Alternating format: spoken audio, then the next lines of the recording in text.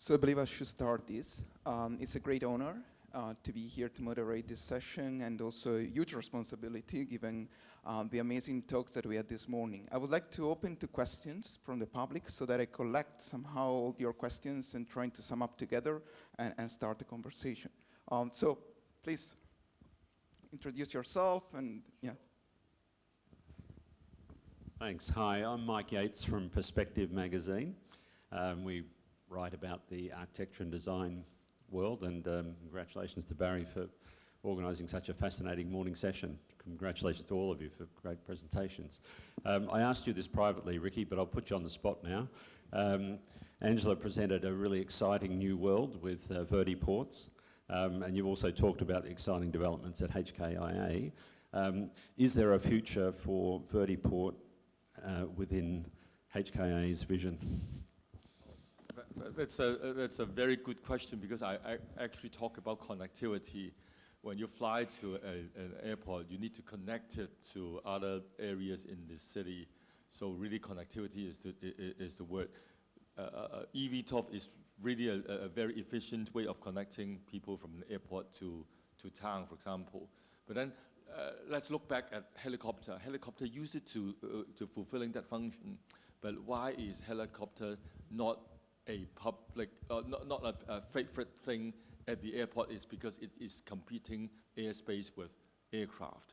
Because, for example, at Chalapkot Airport, we are handling more than 1,200 flights a day.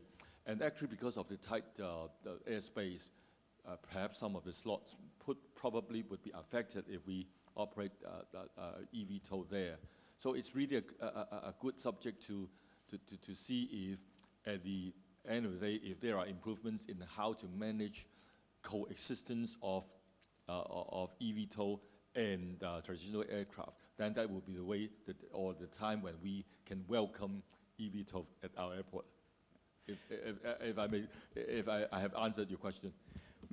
May I collect more questions altogether? So please raise your hand. Yeah, please. We have one question there, one over there. Yeah. So before your answer, just let me collect. Yeah. Please. Yes, my name is M.K. Leung. I'm an architect. I'm all for people first. And I find Adam's presentation very interesting. Well, especially when we contrast with Andrea presentations. And just wonder, well, is the airport thing another versions of that 5%, but not on the ground, but in the air? Well, shall we think about, well, again, from a public transport perspective, well, shall we promote something like, well, like private cars flying in the air? Well, I found this is a very interesting technology, and I see there are a lot of investment pulling in, but are we going in the wrong direction? Okay, more? There was another hand raised over there. Also, please. Thank you. Any other question? My name is Tony Chong. I am a lecturer on transport policy planning and engineering in various organizations. I worked in transport for over 30 years, so I think I'm experienced. I was blown away by the bus talk, actually. It was pretty good, brilliant. I have only one question on the bus talk, because I dealt with railways and buses almost the whole of my career. So I was very shocked in a good way, though. My only question is how, given all these advantages of promoting buses, how could we effectively convince the current government that you are right and they should improve buses? That's my only question. Thank you. Any more? Please don't be shy. Yeah. Thank you.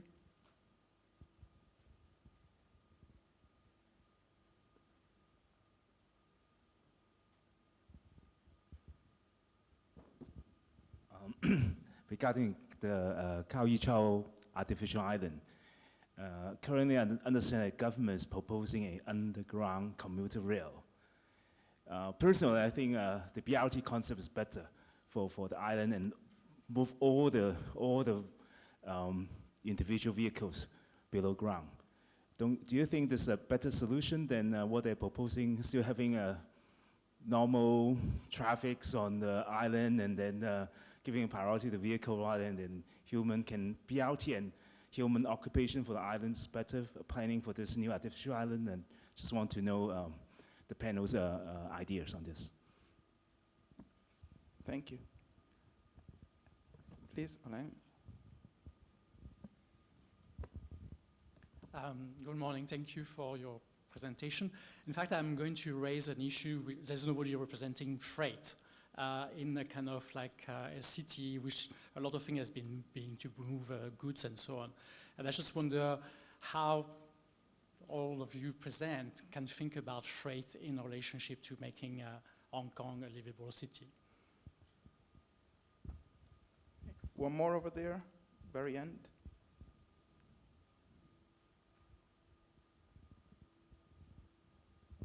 Hello, thank you for the wonderful presentation. My question is, I know Bravo has been involving with hydrogen buses. So with the renewable energies, do you think there are ways that we can really push that forward and expand the coverage with renewable power vehicles within Hong Kong? And what is the roadmap? What is the timeline? Is there anything more exciting that we can expect in the future? Thanks. If no more questions, then I try to sum up. And yeah, I believe that what was being raised is about this big issue between and kind of confrontation between public and kind of private, right? And how to we integrate the two and give priority there. And in general, how to integrate the different kind of mode of transport in a much more efficient and livable way that serve more the needs of people. How can we integrate even freights there, and how also can we think about different models for new development areas that are not the current one, but maybe integrate light rail or other, particularly not only for maybe Lantau, but also for the North Metropolis that we are talking a lot about, right? And how do we go for a transition towards renewable energies, and how we can even there provide more, that's more updated solution. That's what I kind of were collecting from. Maybe we can start with this, trying to answer these questions. Please, anybody want to start? Thanks.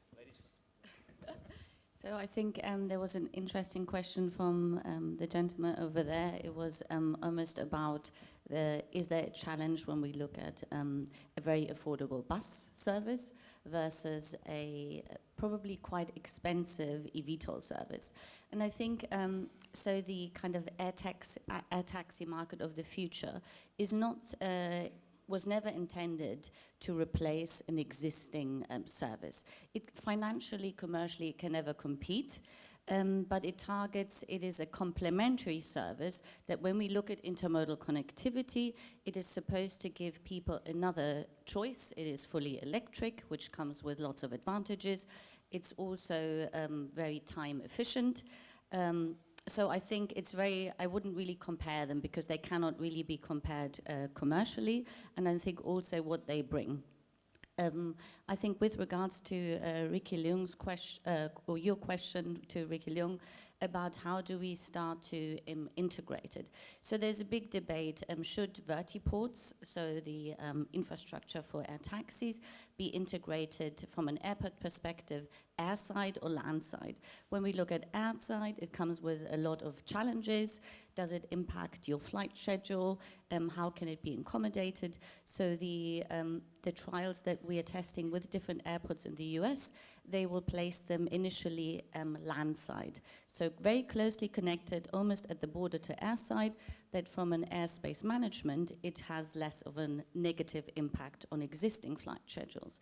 And then I think that leads on to how can we make sure it is not just a VIP service, that only a very small percentage can use. So there's some examples. I think Changi has an example where they started to have this garden, but I think it's airside, not landside. Munich Airport have a very big landside facility, and the most revenue for Munich Airport comes actually through this kind of hub for people. And I think that's why it's very important to think about how can we integrate these vertiports within our cities, but that they offer something else than just flights. So is there something that when they get integrated, the real estate market picks up, so an area becomes more affluent? We offer other services that focus on non-aeronautical, and it could be retail, it could be info hubs, it could be from an educational perspective. So I think the idea is that we start to integrate, but we have to make sure that there is a wide public acceptance and it's not perceived as this service that nobody else can use apart from a very small percentage of the population. Let me challenge you a bit more, as I'm here for that. You were mentioning this morning about energy hungry transportation system there. And one of the questions that was raised by a gentleman over there was about energy transition. And we are impacted already by climate change. And how do we go for, that more resilient future if we go for more energy hungry system? And the same question would have for the airport. It seems to me that we are scaling up, okay, creating more and more flight, more transportation there, but then how do you think about, in terms of energy, to reduce that carbon footprint? You want me to answer? Yeah, both of you. Well, maybe a quick answer first. Well, transportation and connectivity is really demand for people. So fundamentally, we need to provide an airport facility for people to commute. That's one thing. But then at the same time, we have very much there's a need to make sure that we actually are doing things to reduce our energy consumption and really limit the carbon footprint, which we already subscribe to having carbon zero by 2050, and really the midterm by 2035, we reduce carbon by absolute 55%. So the two things do not really conflict with each other. That mainly is by using more renewable energies, more energy efficient modes, more mass transportation rather than individual transportation. I think with careful planning and execution, we can achieve both at the same time. Andrea, any? Yeah, I think the going so towards fully electric air transportation and ground transportation, so there are lots of governments, we've heard 2030, then there's 2050 when it comes to aviation, but I think it's important to look at the wider footprint. So what does it really mean to go fully electric? Of course, there are lots of advantages, but like you say, it's very, very energy hungry. So where does all this energy come from, and can we make sure it's actually green energy? So we don't look just at batteries, but how do we recycle batteries? Do we give batteries a second life? Especially when it comes to eVTOLs at 80 or 90% state of health. So that means after 3 to 6 months, they cannot be used from a safety perspective in eVTOLs anymore. It's a little bit longer for electrified airplanes. And then how do we make sure that then we still find a second life for batteries, and we look at the life cycle? And when we look at greener forms of energy, which was asked earlier on, there's obviously a big push for hydrogen. So additional energy sources, do they come from hydrogen, or do we find other kind of greener modes of energy to provide for this missing link when we look at additional energy storage systems? Then I would have another question. I don't know how much time we have. Okay, so let me try you to... want me to yeah, answer I questions? have some question for the two of you as well, which is about something that you already raised, Adam, which is about the solutions are there, you were saying, but we need ways to implement them. And we need consensus, as we need to convince, and that was one of the questions, we need to be able to convince the government. And so that's about change, and that's the title of our today conference. So what are the possibilities there? And to Andrew, I would like to ask the same question as they kind of been successful in that somehow.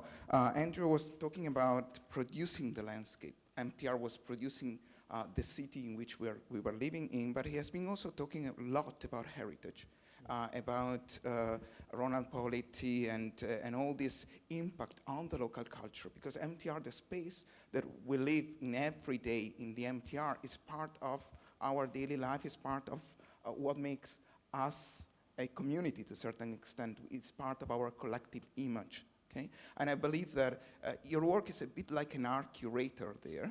That you have cure for that space, for that legacy. And so you also have experience there possibly to convince different stakeholders at governmental level that quality of space is absolutely central for livability, for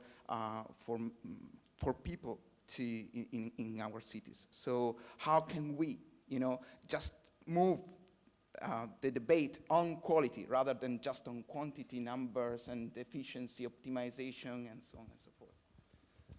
I think Hong Kong is quite an interesting space, particularly around its public transit, because it's been very market-driven. MTR's basically for profit, and the model that's created was rail plus property. And of course, the buses were the same, but they didn't have the property. So I think I kind of agree with Adam here, is surely that's what should become about. I think both Adam and I got interesting experience. We both worked in Singapore, and I think you put up a number of examples of there where Singapore, I think we might both agree, does that part of urban planning much better than Hong Kong, because it's much more centralized. The Land Transport Authority has got the overall guiding edge with here, whereas we're good friends, but we're, infrastructurally, we're competitors.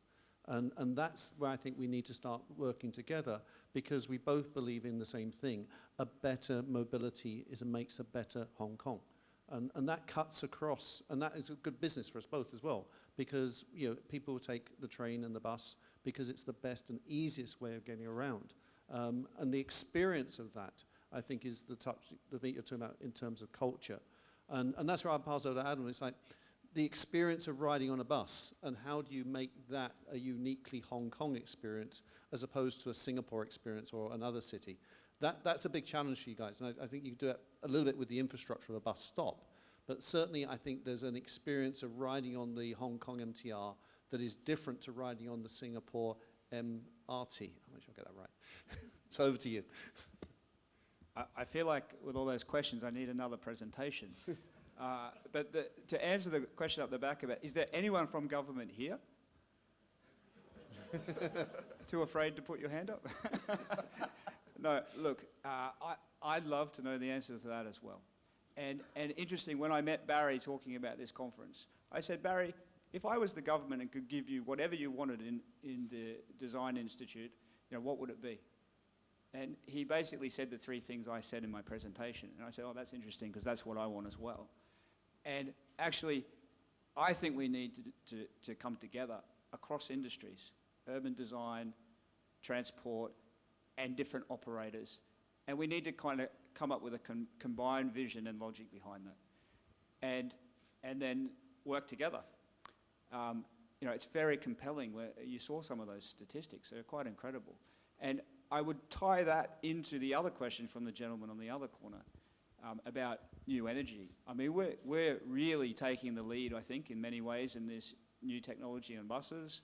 I ran hydrogen buses in London for 10 years. Way ahead when it comes to hydrogen. And we came here and we're very concerned about running electric battery buses, because we think as a commercial business that could really put our cost up. So we're looking at hydrogen as an option. We're launching our first refueling station this month in West Kowloon. But I would say, actually, there's an argument here that we're focusing all on zero emission, but actually the impact from an environmental perspective, let alone everything else, that we can have just by transitioning 5% out of cars into public transport is more dramatic from an emissions perspective than an entire fleet of zero-emission buses. And that is not being said. That narrative is not out there. And if we can reduce congestion on the road, because it's not just emissions. Do you know there's like estimated 3,000 to 8,000 people a year die prematurely in Hong Kong due to air quality. There's millions across the world. And emissions don't affect air quality. The NOx, the particulates from the tires, you know, these things hover around the air and stay in our cities, and a lot of that comes from transport.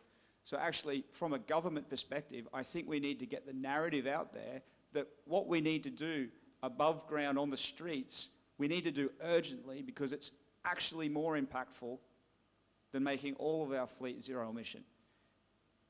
And even from an emissions perspective, it can have the similar or better impact. Just look at the congestion. Look at how many cars and vehicles are sitting in the tunnels every morning for an extra 30 minutes than they need to if we had bus lanes. So I think we have to get better at telling the benefits of doing this. We've got a great example here, and this is the other thing. I'm sitting between giants, honestly. To my left, I have the MTR, who control their sites, and I think this is the secret. They have control of their sites. Yeah, you have to get approvals and whatnot, but they have control. They have a model that works and allows them to do these exciting things. To my right, I have another giant, the best airport probably in the world, but they have control of their site. They have the ability to develop not just an airport city, but a city airport, a city around an airport.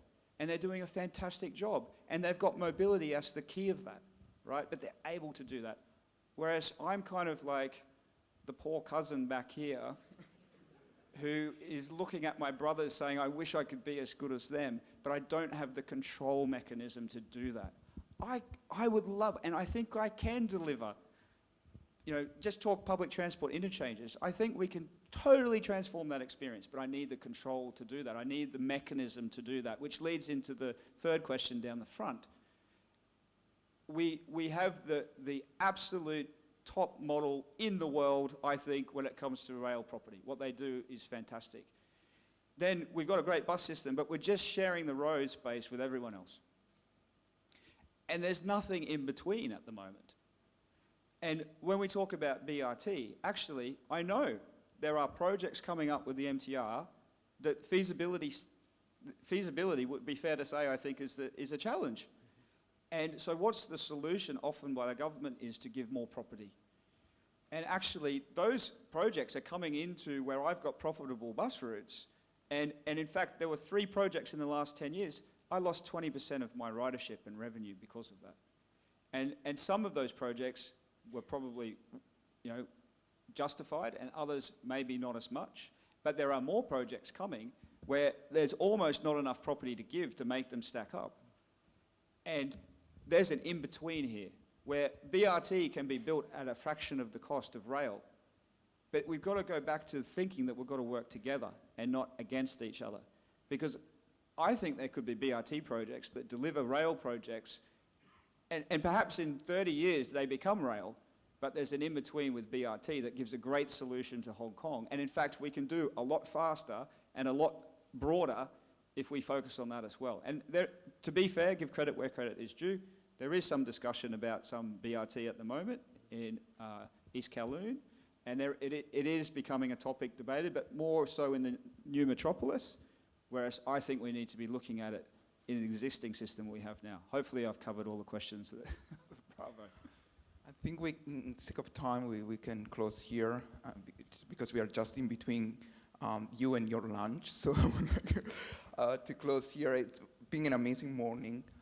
Thanks all for participating in it, for the enlightenment that you give us with all your talk. Very different languages, but at least we had a starting point. Thanks, Barry, for building up this, because we have a starting point for that dialogue and that discussion with this city really, really need. Thanks a lot. Enjoy your lunch. Should we go for, yeah, or for a picture? I don't know. Thank you very much. Thank you very much, all the speakers.